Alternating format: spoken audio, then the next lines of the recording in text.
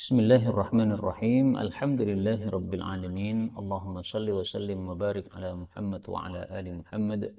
Allahumma anfa'na bima 'allamtana wa 'allimna ma yanfa'una wa zidna ilma wa barik lana fi ilmina warzuqna al-ikhlasa fil qawli wal 'amali kamila wa ilman nafi'an la yunsa wa tawfiqan da'ima wa sihhatan wa yaqinan wa 'afiyah. Allahumma iftah lana kulla khair. Allahumma kfina bihalalika an haramik wa aghnina bifadlika amman siwaka. Amin ya rabbal alamin.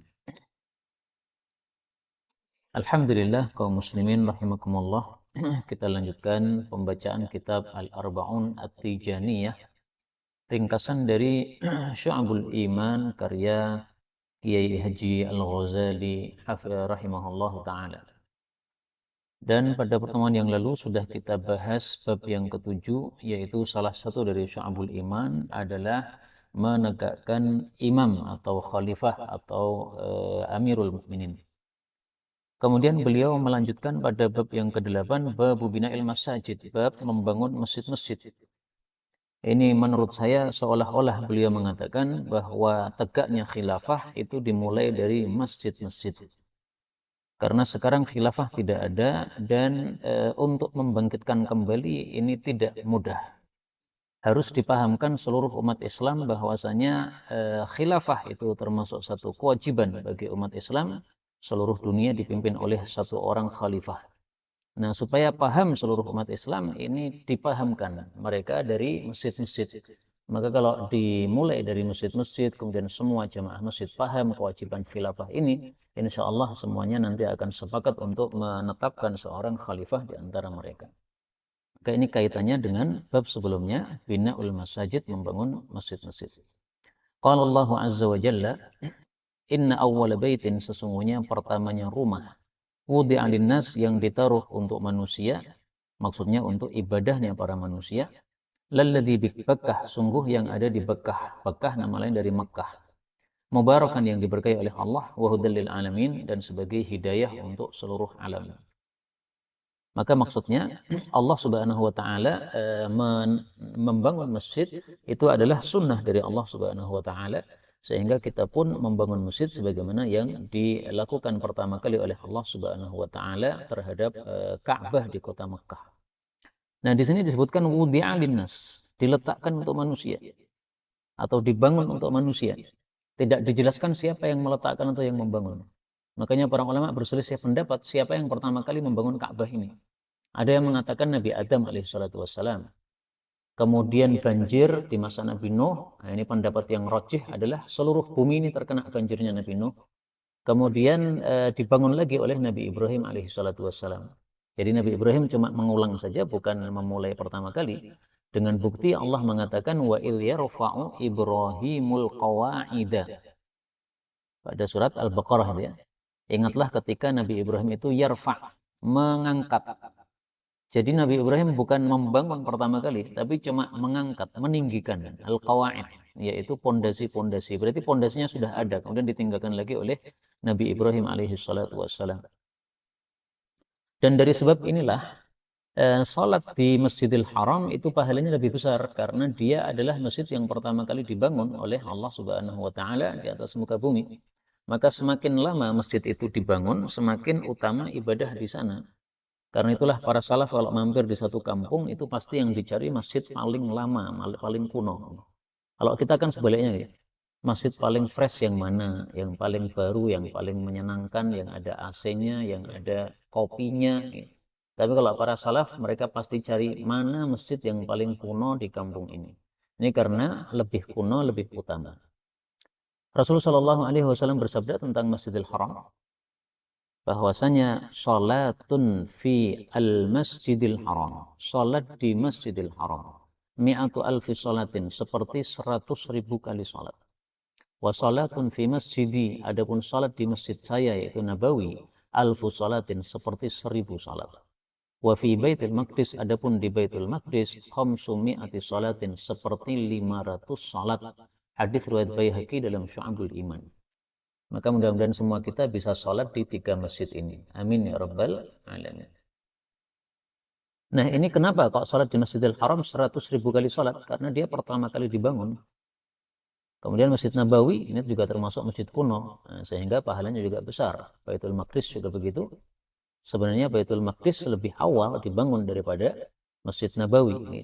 Tapi karena yang membangun Masjid Nabawi lebih utama, yaitu Nabi Muhammad SAW, sehingga fadilahnya lebih utama Masjid Nabawi daripada Masjid Al-Aqsa yang dibangun oleh Nabi Sulaiman alaihi salatu wassalam. Jadi kadang-kadang ada sebab yang lain yang menyebabkan pahala sholatnya menjadi lebih besar, tidak harus karena kunonya masjid tersebut. Kalau ada masjid kuno tapi jamaahnya cuma 2 orang, dengan masjid yang baru jamaahnya 1.000 orang, kira-kira pilih mana, Pak? Pasti pilih yang ramai tadi. Masjid Zayat nih rame. Nah, memilih masjid yang baru tapi rame itu juga ada dalilnya. Wa ma kana aktsar fahuwa ahabbu ilallah. Rasulullah bersabda, salatul rajul ma'ar rajul, salat seseorang bersama satu orang yang lain, azka min salatihi wahdah, lebih bagus daripada salat sendiri. Wa salatuhu ma'ar rajulain, salat bersama 2 orang, azka min salatihi ma'ar rajul, lebih utama daripada salat bersama satu orang. Wa ma kana aktsar, mana yang lebih banyak, fahuwa ahabbu ilallah, itu yang paling dicintai oleh Allah, maksudnya paling besar pahalanya. Jadi masjid kuno tadi isinya 2 orang. Ini dia utama dari sisi lamanya. Adapun masjid baru ini isinya 1.000 orang. Ini lebih utama dari sisi jumlahnya. Nah, sekarang mana lebih utama? Apakah yang jumlahnya ataukah yang kunonya? Nah, saya nggak ngerti karena ini masalah gaib. Tapi yang jelas masing-masing punya fadilah sendiri-sendiri. Yang satu fadilah kunonya, yang satu fadilah banyak jamaahnya. Nah, kalau Masjid Nabawi dan Masjidil Haram ini jelas sudah kuno dan ramai lagi. Sehingga tidak mungkin bisa dikalahkan dengan masjid-masjid yang lain. Hadisnya an Anas radhiyallahu anhu qala Rasulullah sallallahu alaihi wasallam, inna hadhil masajid, sesungguhnya masjid-masjid ini la tasluh, tidak pantas li syai'in, untuk apapun, min hadzal baul, dari kencing ini, walal qadar, tidak pula kotoran. Innama hiya, tiada lain masjid-masjid itu, li dzikrillahi azza wa jalla, untuk zikir kepada Allah, wassalati, dan untuk salat, wa qiraatil Quran, dan untuk membaca Al-Quran. Au kama qala Rasulullah sallallahu alaihi wasallam, atau sebagaimana yang disabdakan oleh Nabi. Jadi rawinya ini khawatir hadisnya salah sehingga dia tutup dengan kalimat seperti ini, atau seperti sabda Nabi sallallahu alaihi wasallam. Di sini ada kalimat la tasluh, ya, tidak pantas. Tidak pantas itu maksudnya tidak halal alias haram. Haram untuk kencing di dalam masjid. Dalam istilah hadis itu ada 3 kalimat yang maknanya sama. La yahillu, tidak halal. La yasluhu, tidak pantas sama juga tidak halal. La yambaghi, tidak pantas juga tidak halal, sama ya. Saya kasihkan contohnya masing-masing. Adapun la yahillu, maka Rasulullah sallallahu alaihi wasallam bersabda, la yahillu ma'tan nisa, tidak halal mendatangi istri fi husushihinna, pada dubur mereka. Ini haram. Adapun la yasluhu, Rasulullah sallallahu alaihi, selain hadis tadi ya, karena tadi juga la yasluhu. Rasulullah sallallahu alaihi wasallam bersabda kepada Asma ketika Asma pakai baju tipis. Maka Nabi mengatakan, wahai Asma, innal mar'ah, sesungguhnya wanita, idza balaghatil mahid, kalau sudah haid, lam yasluh, tidak pantas, maksudnya haram, tidak halal, ayyura minha syai'un, untuk terlihat darinya sesuatu dari tubuhnya, illa hadza wa hadza, kecuali ini dan ini, yaitu wajah dan kedua telapak tangan. Hadis riwayat Abu Dawud sahih. Kemudian yang terakhir, la yang bagi. Rasulullah sallallahu alaihi wasallam bersabda tentang harta zakat, bahwasanya harta zakat itu la yang bagi li ali Muhammadin, tidak pantas, maksudnya tidak boleh untuk dimakan atau diberikan kepada keluarga Nabi Muhammad sallallahu alaihi wasallam. Demikian juga Nabi mengatakan la yang bagi hada, tidak pantas sutra ini lil muttaqin, bagi orang-orang yang bertakwa. Maksudnya tidak halal orang bertakwa laki-laki pakai sutra, haram.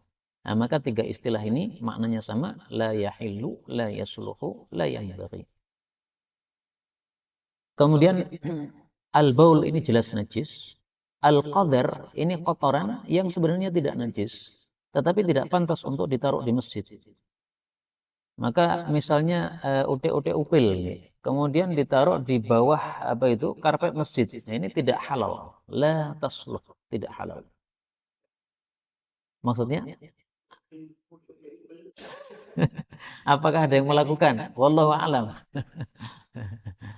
Seandainya ada yang begitu, utek-utek upil kemudian ditaruh di masjid, haram hukumnya. La yasluh. Dalil keharamannya selain hadis ini, Rasulullah Shallallahu Alaihi Wasallam bersabda, al-busaqu fil masjidi khati'atun. Meludah di dalam masjid itu dosa. Wa kafaratuha, dan kafarahnya dafnuha, adalah menimbunnya. Hadis muttafaqun alaih. Nah, ludah ini kan sama dengan upil nih. Tidak najis, tapi kan kotor. Sehingga tidak boleh untuk ditaruh di masjid. Maka Nabi mengatakan khati'ah, dosa. Dan di sini Nabi mengatakan kafarahnya harus ditanam atau dikubur. Ini karena masjidnya masih tanah. Nah, kalau sekarang masjidnya sudah karpet, ya mestinya dipel atau dicuci karpet tersebut. Kemudian di sini Nabi menjelaskan bahwa masjid itu digunakan untuk zikrullah, salat, qiraatul Quran. Nah, di sini termasuk dalam bab menyebutkan sesuatu yang khusus setelah sesuatu yang umum. Zikir ini umum. Termasuk zikir adalah salat, ini juga zikir. Qiraatul Quran juga termasuk zikir. Nah, seperti ini istilahnya adalah zikru al-ammi ba'dal khassi. Menyebutkan yang umum setelah yang khusus. Yang umum ini zikrillah. Kemudian yang khusus dua ini, salat sama qiraatul Quran. Nah, fungsi dari menyebutkan yang umum, mohon maaf, zikrul khas, menyebutkan yang khusus, ba'dal am, setelah yang umum. Ini fungsinya untuk menunjukkan pentingnya sesuatu yang khusus tadi. Berarti menunjukkan sholat sama membaca Quran ini sesuatu yang sangat penting sekali di dalam Islam ini. Maka oleh Nabi SAW disebutkan secara khusus. Dan kalau kita cari hadis-hadis, memang menunjukkan hal itu. Misalnya Nabi mengatakan, amal terbaik adalah sholat. Wa'lamu, ketahuilah, anna bahwa khairu a'malikum, amal terbaik kalian, as-sholatu, sholat. Hadis riwayat Ibnu Majah. Kemudian para ulama sepakat, wirid yang paling utama, zikir paling utama itu membaca Quran. Karena membaca Quran satu hurufnya diberi pahala 10. Rasulullah Shallallahu Alaihi Wasallam bersabda, alifun ashrun. Membaca alif dapat 10. Walamun ashrun, lam 10. Mimun ashrun, mim 10. Fatilka thalathun. Berarti totalnya 30 pahala. Hadis riwayat Abu Ja'far An-Nahas sahih. Walaupun tidak tahu artinya. Kalau tahu artinya, pahalanya lebih besar. Karena berarti dia melakukan dua amalan. Amalan membaca dan amalan tadabbur. Tadabbur itu juga amalan tersendiri. Karena itu saya teringat guru kami, Syekh Dr. Ash-Shuhri dari Saudi. Beliau mengatakan, kalau membaca Quran, tolong niatnya dibanyakkan. Niat untuk membaca, niat supaya dapat satu huruf 10 pahala, niat untuk mengulang hafalan, niat untuk tadabbur, niat untuk mengamalkan isinya. Nah, kata beliau kalau niatnya banyak, ini pahalanya juga didobelkan oleh Allah Subhanahu wa taala, dibanyakkan oleh Allah Subhanahu wa taala. Dan niat banyak, pahalanya banyak, itu ada dalilnya. Rasulullah Shallallahu Alaihi Wasallam bersabda, wa innama tiada lain likul limrein, masing-masing mendapatkan manawa, apa yang dia niatkan. Berarti kalau niatkan 5 dapat 5, niatkan 10 dapat 10, niatkan 1 juga 1 saja. Nah, sebagian orang nggak puas dengan dalil seperti ini kan nggak jelas. Baiklah, kalau pengen yang lebih jelas lagi, Rasulullah Shallallahu Alaihi Wasallam bersabda, tawafuki, tawafmu bil baiti di Ka'bah, wa sa'yuki, dan sa'imu di antara Safa dan Marwah, yakfiki, itu sudah cukup, li hajjiki wa umratiki, untuk haji plus umrah. Ini kan haji kiran lagi. Nah, haji kiran itu dia meniatkan dua, yaitu haji dan umrah, tapi digabung. Nah, kata Nabi, tawaf 1 kali dan sa'i 1 kali sudah cukup untuk 2 amal ini. Berarti ini menggabungkan niat bisa. Maka ini semuanya dalil yang sangat kuat menunjukkan bahwa boleh kita menggabungkan niat dan pahalanya didobelkan oleh Allah Subhanahu wa taala. Kemudian karena di sini adalah membangun masjid itu lidzikrillah, untuk zikir kepada Allah, maka beliau Kiai Ghazali rahimahullah menulis bab yang ke-9, babu ta'miril masajid, bab memakmurkan masjid. Jadi masjid tidak hanya dibangun, tapi dibangun untuk zikir. Nah, zikir itu ya sholat, zikir yaitu pengajian, zikir itu ya macam-macam. Termasuk apa tadarusan, itu semuanya adalah zikir kepada Allah Subhanahu wa taala. Dan memakmurkan masjid ada dua macam sebagaimana dijelaskan oleh para ulama. Ada hissi, ada maknawi. Kalau hissi ini fisiknya, mengecat masjid, menyapu masjid, memperbagus masjidnya, diganti yang bocornya, kemudian dipasangi AC dan sebagainya.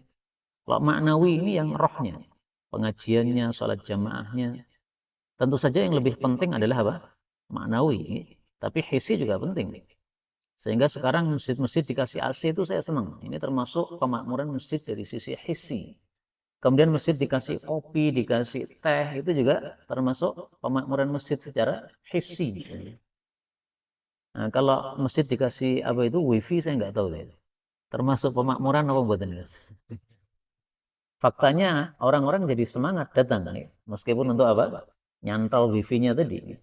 Tapi minimal lah ya kalau mereka datang ke masjid kemudian ada pengajian, akhirnya ikut pengajian, itu sesuatu yang sangat bagus sekali. Qala Allah Azza wa Jalla, maka tidak pantas lil musyrikin, bagi orang-orang musyrik, ayya'muru, memakmurkan masajid Allah, masjid-masjid Allah. Syahidina ala anfusihim bil kufur. Mereka menyaksikan terhadap diri mereka sendiri dengan kekafiran. Ulaika habitat a'maluhum. Mereka gugur amal mereka. Wa finnarihum khalidun. Dan di dalam neraka mereka itu akan kekal. Jadi orang musyrik tidak boleh memakmurkan masjid. Maka orang musyrik mau menyumbang dana untuk masjid, tidak boleh diterima. Karena kalau diterima berarti kita menyalahi ayat ini. Bagaimana, Pak? Okay.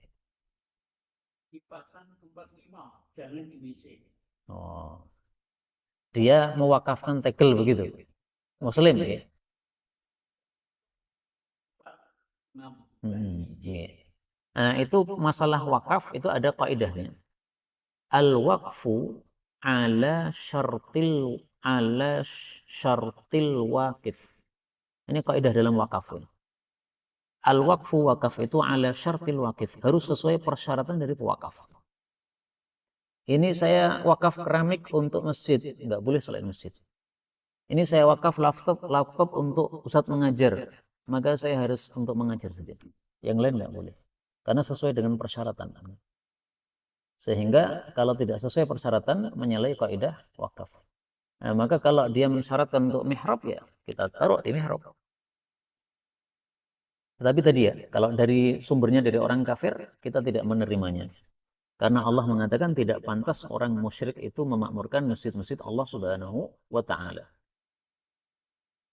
Dan ada hadis yang menguatkan makna ini. Rasulullah bersabda, "Inni nuhitu, sesungguhnya aku dilarang an zabdil musyrikin, dari hadiahnya orang-orang musyrik." Meskipun larangannya tidak sampai kepada derajat haram ya, karena buktinya Nabi juga pernah menerima pemberian dari orang-orang musyrik. Tapi kalau dari sisi masjid ini tadi, jelas tidak bolehnya berdasarkan ayat ini tadi, maka lil musyrikin ayya'muru masajidallah. Demikian juga orang musyrik masuk ke dalam masjid tidak boleh hukum asalnya.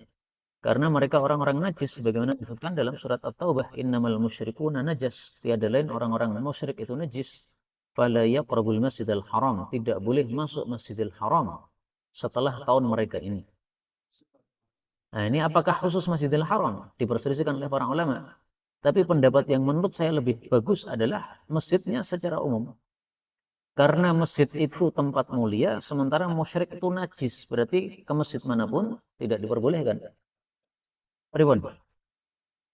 Nah, kalau orang muslim masuk ke gereja, kalau ada larangan dari Allah, ya tidak boleh. Tapi kalau tidak ada larangan, tidak masalah. Kita kan lebih mulia daripada mereka. Sehingga kalau mereka berlaku tidak boleh masuk ke kita, bukan berarti sebaliknya kita nggak boleh masuk ke mereka. Karena Islam itu unggul. Sehingga Islam tidak bisa diungguli. Sebagaimana sabda Nabi SAW, Al-Islamu ya'lu. Islam itu unggul, wala yu'la, tidak bisa diungguli. Nah, kalau mereka mengatakan bahwasanya kalian orang muslim tidak boleh masuk gereja kami, yaitu hak mereka, tapi secara hukum Islam sebenarnya tidak ada larangan kita masuk pada gereja. Hanya saja Sayyidina Umar memang tidak mau masuk ke gereja gara-gara adanya salib-salib. Saya carikan karena isakum. Ini hadis riwayat Bukhari. Waqala Umar, berkata Sayyidina Umar, inna la nadkhulu kana isakum, kami tidak mau masuk gereja kalian min ajrit tamathil, gara-gara patung-patung yang ada padanya. Wa kana Ibnu Abbas yusalli fil bi'ah. Ibnu Abbas biasa sholat di gereja illa bi'atan fiha tamathil, kecuali gereja yang ada patungnya. Jadi gerejanya sendiri sebenarnya enggak ada masalah, Pak. Kalau ada patungnya, ada salibnya, nah jadi masalah. Sehingga kita kalau masuk gereja ya patungnya dihancurkan dulu, baru kemudian kita sholat. Tapi kita mati duluan sebelum melakukan itu. Pak? Gambar. Kalau gambar diperselisihkan oleh para ulama, lebih bagusnya memang kita berhati-hati sehingga gambar-gambar makhluk bernyawa pun juga kita hindari. Jadi ringkasnya yang tiga dimensi itu sepakat para ulama nggak boleh. Tapi kalau gambaran tangan, ya, gambaran maka diperselisihkan.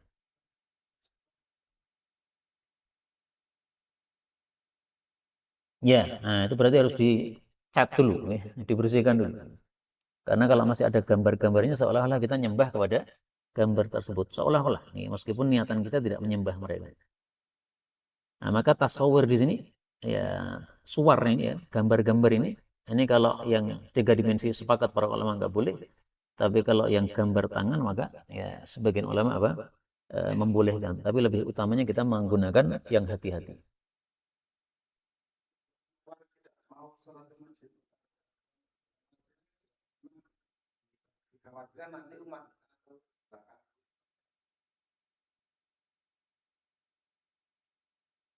Sayyidina Umar ya. Ya. Ya, Sayyidina Umar memang Masya Allah. Dia ketika menjadi khalifah kan meluaskan kekuasaannya ya, sampai ke gereja-gereja tersebut. Ya, akhirnya muncul fatwa tadi. Kemudian hadisnya panjang ini. An Abi Hurairah radhiyallahu anhu an Nabi sallallahu alaihi wasallam qala. Sab'atun, ada 7 golongan yudhilluhumullah, Allah naungi mereka fi dhillih, pada naungannya. Kata-kata 7 ini tidak membatasi. Karena ada kaidah al-adadu la mafhuma lahu. Jumlah itu tidak memiliki mafhum, maksudnya tidak untuk membatasi. Sehingga yudhilluhum, yang Allah memberi naungan mereka fi dhillih, pada naungannya, ini tidak hanya 7. Dengan bukti Imam Suyuti berhasil mengumpulkan riwayat-riwayat, ternyata ada 70 kelompok yang dapat naungan dari Allah Subhanahu wa taala. Ini kitabnya di sini Buzughul Hilal. Buzughul Hilal ini judulnya. Fil khisalil mujibah lidzilal.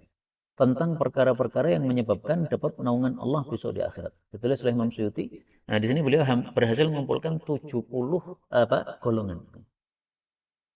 Yang dimaksud dhillihi, naungannya, ini maksudnya adalah naungan singgasana Allah Subhanahu wa taala. Dari mana taunya? Dari hadis yang lain. Karena dalam hadis yang lain disebutkan fi dhilli arsyihi, di bawah naungan singgasana Allah Subhanahu wa taala. Nah, coba yang diterjemahkan apa coba? Terjemahan. Tahta dhilli arsyihi, di bawah naungan singgasana Allah.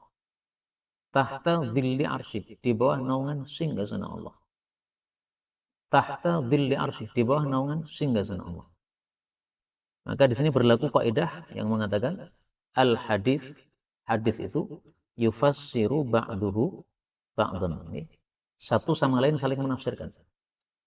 Di bawah naungannya Allah, maksudnya naungan singgasana Allah Subhanahu wa taala. Yauma la dhilla, pada hari tidak ada naungan illa dhilluh, kecuali naungannya Allah. Karena matahari sangat panas di atas kita, sehingga kita perlu naungan. Itu di padang mahsyar. Yang pertama al-imamul adil, imam yang adil. Nah, imam itu ada 2 macam, ada imam kecil, ada imam besar. Ini para ulama sepakat mengartikan ini imam besar, yaitu khalifah atau amirul mukminin. Imam kecil ya imam salat, bukan itu yang dimaksud. Kemudian yang kedua, syabun, pemuda, nasya'a, yang tumbuh fi ibadati rabbih, di dalam ibadah kepada Allah Subhanahu wa taala. Nah, pemuda ini batasannya dari balik sampai dengan usia 40. Maka 41 sudah bukan pemuda. Panjenengan bukan pemuda, Pak. Mantan pemuda. Tapi ada perselisihan pendapat, Pak, tentang batas maksimalnya itu. Bisa dicari di sini nih. Ini namanya kitab Mu'jam Lughatil Fuqaha. Kamus bahasa ahli fikih. Panjenengan tulis di sini syabab. Nah, di sini akan dijelaskan apa itu definisi syabab. Diperselisihkan oleh para ulama kita rahimahumullah taala.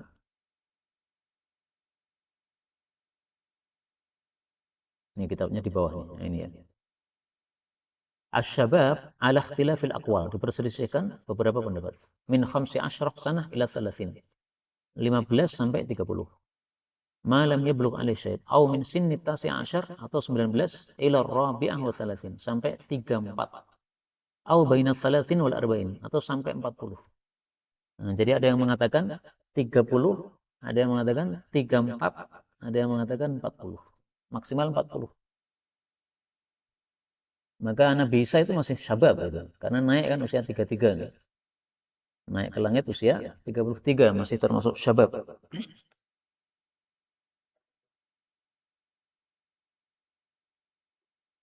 Ya berarti didefinisikan aja ya. Yang boleh masuk sini siapa gitu.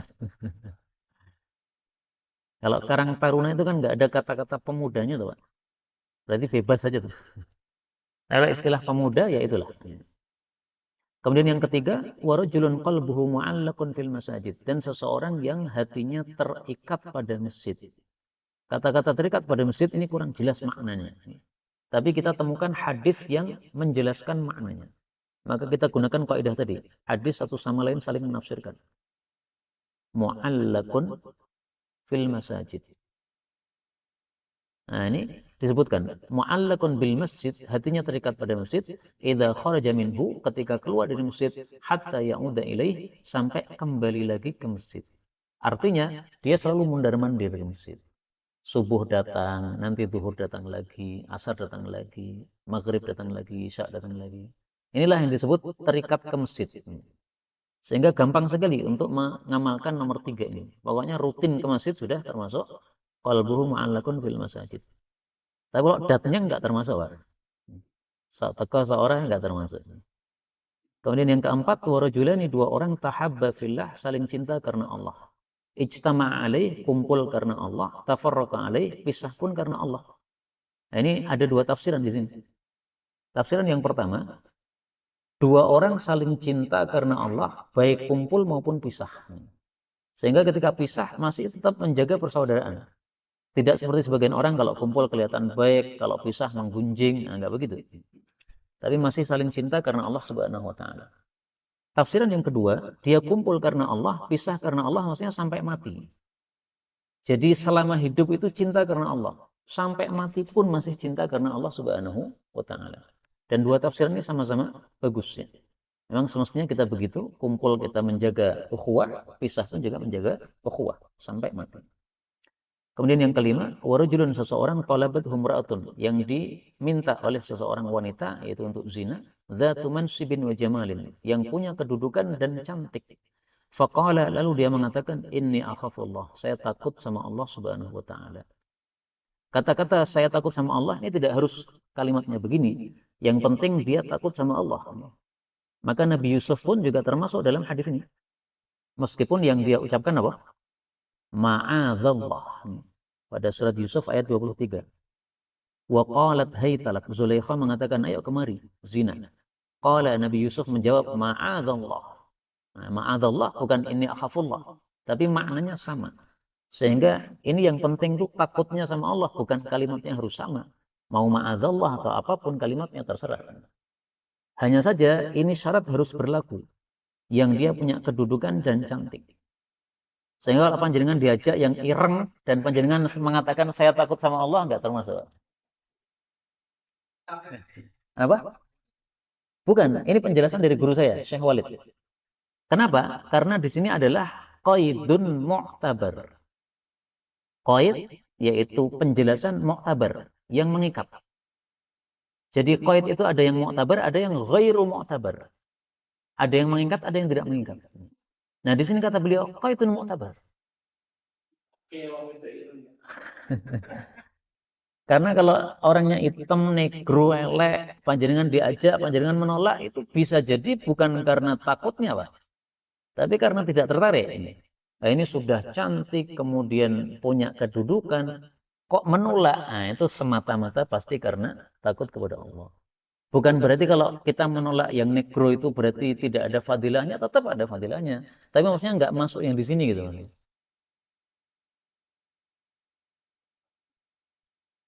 Melakukan dosa dan menolak berpahala.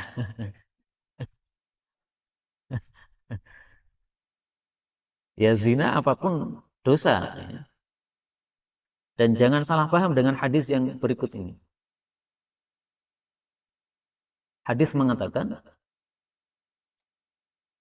la yazniya, sungguh berzina dengan 10 wanita lebih baik daripada berzina dengan satu istri tetangga. Bukan berarti lebih baik, berarti boleh, bukan gitu. Wah, ini ngawur begini. Khairun lebih baik itu maksudnya lebih ringan dosanya. Nah, kalau dipahami sesuai teksnya, wah baik berarti, wah ini nggak mungkin.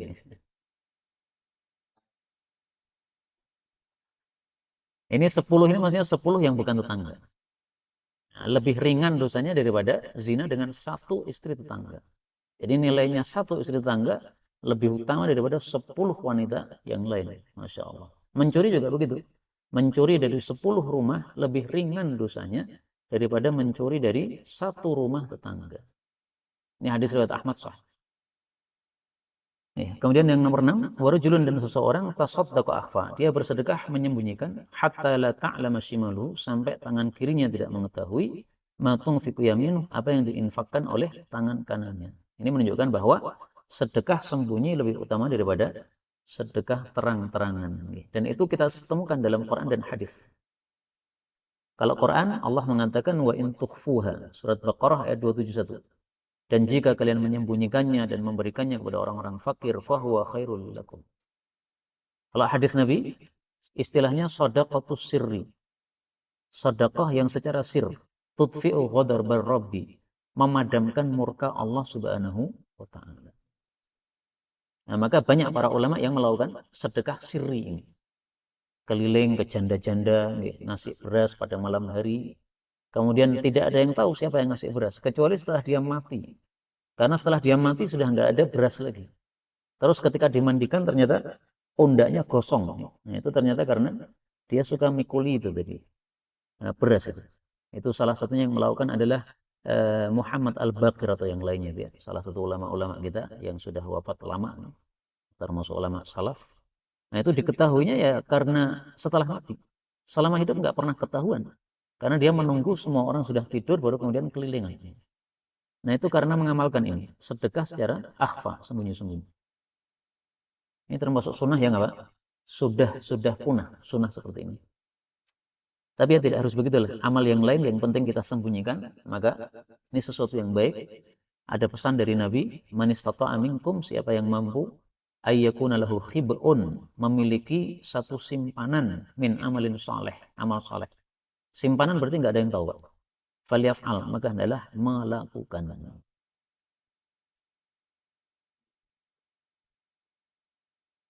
Kalau kita melakukannya secara sirri, itu berarti lebih ikhlas. Maka kenapa yang sirri itu lebih besar pahalanya? Dari sisi ikhlasnya. Semata-mata dari sisi ikhlasnya. Makanya banyak para salaf itu kalau nangis pas banyak orang itu pura-pura batuk. Sehingga tidak kelihatan nangis. Terus dia berhenti. Tidak seperti sekarang kita. Kalau ngimami nangis. Tapi kalau pas sendiri nggak nangis. Nggak begitu. Malah sebaliknya mereka. Pas sendiri nangisnya terseduh-seduh. Pas ngimami kemudian keluar tangis itu berusaha untuk pura-pura nggak nangis. Pura-pura apa batuk, kemudian rukuk dan sebagainya. Nah, mereka menyembunyikan amal mereka. Kemudian yang ketujuh, warujulun, dan seseorang dzakarallaha khalian, yang menyebut Allah atau ingat kepada Allah ketika sepi, fafadat ainah, lalu matanya pun melelehkan air mata. Ini hadis muttafaqun alaih. Nah, yang berkaitan dengan bab, karena tadi babnya adalah ta'mirul masajid, berarti yang nomor 3, warujulun qalbuhu mu'allakun fil masajid, ini mondar-mandir ke masjid. Kemudian bab 10 beliau mengatakan babu insya'i ma'alimiddin, bab membuat atau membangun ma'alimiddin, tempat-tempat belajar agama. Min ta'limil ulum, dari pengajaran ilmu wal hikmah dan sunnah. Wa husnis soal wal jawab, dan soal jawab yang baik. Wal amal biha, dan mengamalkan ilmu. Ini yang saya paham, beliau Kiai Ghazali rahimahullahu ta'ala seolah-olah mengatakan, kalau sudah bangun masjid, jangan digunakan untuk sholat saja. Tapi juga untuk pengajian. Karena rohnya masjid itu sebenarnya bukan hanya di sholat. Kalau cuma sholat tapi semua nggak paham agama, apa gunanya? Padahal agama tegak dengan dua. Bisinan, dengan senjata, wal bayan, dan ilmu. Nah, sinan senjata itu di medan perang. Bayan, penjelasan atau ilmu, ini di masjid-masjid. Di masa Nabi SAW. Tapi ya tidak harus di masjid. Sehingga beliau mengatakan di sini, insya ma'alimiddin. Maka beliau membuat pesantren atau sekolahan, madrasah, itu karena supaya semua orang paham agama. Kalau sudah paham agama, nanti semuanya paham pentingnya khilafah, nanti akan muncul khilafah. Sehingga tegak imamah di dalam Islam ini yang sudah punah, yang semestinya itu adalah kewajiban kita semuanya. Nah, di sini saya tampilkan dua riwayat dari Abu Hanifah. Kenapa yang saya pilih yang riwayat Abu Hanifah? Karena jarangnya riwayat Abu Hanifah ini ditampilkan. Sehingga saya ingin menampakkan kepada orang bahwa Mbah Ghazali ini rujukannya sangat banyak. Termasuk kitab-kitab yang jarang dibuka orang, yaitu Musnad Abu Hanifah. 1 jilid Musnad Abu Hanifah. An Abdullah bin Al-Harith bin Jaz'in, sahibin Nabi sallallahu alaihi wasallam, yaqul, sami'tu Rasulullah sallallahu alaihi wasallam yaqul, man tafaqqaha fi dinillah, siapa yang berusaha memahami agama Allah, kafahu Allahu mahammah, Allah akan cukupi keperluannya atau kepentingannya. Wa razaqahu min haitsu la yahtasib, Allah kasih rezeki dari arah yang tidak dia sangka. Nah, di sini mahammahu saya kasih tanda kurung. Ini karena saya temukan 3 riwayat. Riwayat pertama, mahammahu, seperti ini tadi. Riwayat kedua, hammahu, tanpa mim di depan. Hamun ini kesusahan. Jadi kesusahannya dicukupi oleh Allah Subhanahu wa taala. Riwayat yang lain, kafahullahu azza wa jalla, Allah kasih cukup dia. Nah, tanpa ada tambahan mahammahu. Dan kalimat yang terakhir ini lebih bagus karena berarti yang dicukupi ya segala sesuatu, maka tidak disebutkan maf'ul bihnya atau objeknya. Hadis ini diriwayatkan oleh Abu Hanifah dalam kitab Musnadnya, dan Abu Hanifah ini derajatnya diperselisihkan oleh para ulama. Sebagian ulama mengatakan Abu Hanifah ini perawi yang thiqat sehingga riwayatnya bisa diterima. Sebagian lagi mengatakan dia ahli fikih tapi periwayatan hadisnya dhaif. Ya, pembuat mazhab Hanafi itu ahli fikih yang kuat, tetapi dari sisi hadis dhaif. Saya tampilkan di sini penjelasan para ulama tentang Abu Hanifah. Dan kalau saya mengatakan Abu Hanifah dhaif itu bukan melecehkan sama sekali. Itu karena mendudukkan masing-masing orang pada porsinya masing-masing. Dia kuat fikih tapi dhaif dalam hadis, ya biasalah. Ya namanya manusia kayak begitu. Nah, di sini wa wasalahul Baihaqi, ini dalam Bulughul Maram nomor 920. Di situ ada kalimat wa wasalahul Baihaqi min tariqi Abi Hanifah. Nah, kemudian di footnote dijelaskan dhaifun. Ini hadisnya Abu Hanifah dhaif. Jadi menurut penulis ini, yaitu Syekh Zuhairi, muridnya Syekh Albani, Abu Hanifah termasuk yang dhaif. Beliau mengatakan wa Abu Hanifah itu dhaifun, lemah, inda a'immatil jarhi wa ta'dil. Menurut para ulama-ulama ahli jarh dan ta'dil. Karena itulah Imam Baihaqi mengatakan kadza rawahu Abu Hanifah dan seterusnya. Nah, maka ringkasnya Abu Hanifah ini kalau mau jujur, ya sebagian ulama menganggapnya perawi yang thiqat, sebagian lagi mengatakan dia perawi yang dhaif. Maka riwayat Abu Hanifah tidak begitu kuat. Tapi kenapa ini saya milih malah tampilkan di sini? Ya karena maknanya sahih. Hadis ini maknanya sahih. Sanadnya dhaif enggak ada masalah. Yang penting isinya benar. Sanadnya dhaif. Istilahnya adalah dhaiful mabna, sahihul makna. Dhaiful mabna, dhaif sanadnya. Sahihul makna, sahih isinya.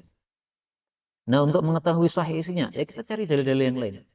Kalau ada dalil-dalil yang lain yang semakna dengan ini, nah, berarti apa? Benar.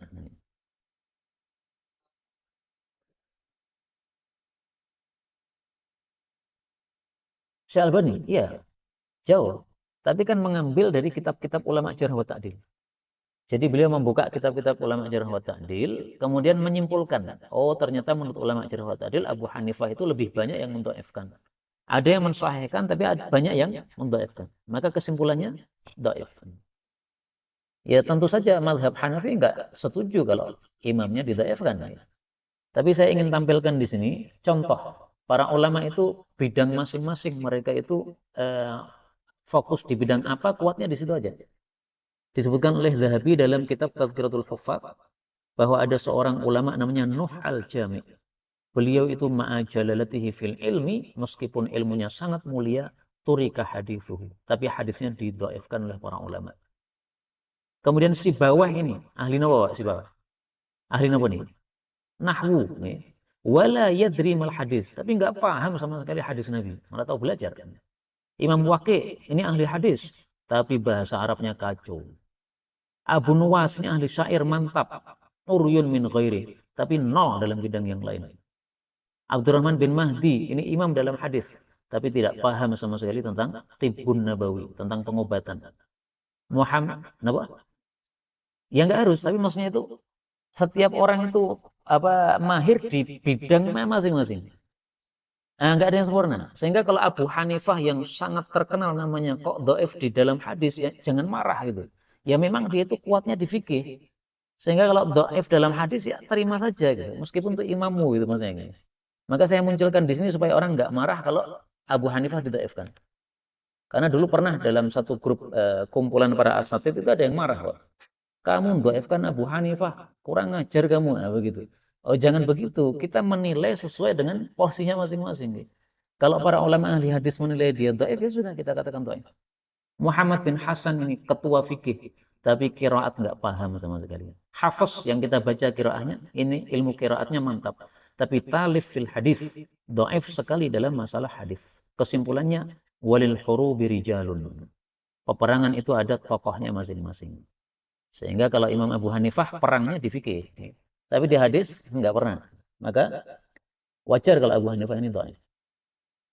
Nah, tapi tidak ada masalah ini Kiai Ghazali mengambil riwayat Abu Hanifah, mungkin karena untuk menampilkan bahwa ada riwayat-riwayat yang penting dalam Musnad Abu Hanifah, atau mungkin Imam Ghazali, Kiai Ghazali termasuk yang menilai Abu Hanifah thiqah, bisa jadi ya, wallahu a'lam. Kemudian riwayat yang kedua dari Ummi Hani radhiyallahu anha, Rasulullah sallallahu alaihi wasallam bersabda, "Ya Aisyah, wahai Aisyah, liyakun hendaklah menjadi syiaruki, motto kamu al-ilma wal Qur'an." Ilmu dan Quran. Makanya ada ungkapan yang indah dari Aisyah tentang pentingnya ilmu ini. Dan dengan ini saya tutup karena sudah berapa ini? 45 menit. Aisyah mengatakan, "Idza ata alayya yaumun." Kalau ada satu hari datang kepada saya, wala azdadu fihi ilman. Di hari itu tidak tambah ilmu sama sekali. Yuqarribuni ilallahi ta'ala, yang menambah dekatku kepada Allah, fala burika li fi tulu'i syamsi dzalikal yaum. Berarti saya enggak dapat berkah pada hari tersebut. Ini perkataan Aisyah. Idza ata alayya yaumun. Kalau datang kepada saya satu hari yang tidak saya bertambah ilmu padanya, yang ilmu itu mendekatkan kepada Allah, berarti tidak dapat berkah saya pada hari tersebut. Jadi Aisyah motonya harus nambah ilmu, nambah ilmu, nambah ilmu, sesuai dengan pesan ini tadi. Liyakun syi'arukil ilm. Hendaklah moto kamu adalah ilmu dan Quran. Ya, nambah harta, nambah istri enggak ada, Pak. Adanya nambah ilmu. Dan ini sudah 45 menit saya bicara. Nah, maka sisa waktu kita gunakan untuk diskusi ini. Wallahu a'lam bishawab. Alhamdulillahirabbil alamin. Benarnya dari Allah, kalaupun ada salahnya fa astaghfirullahaladzim li wa lakum.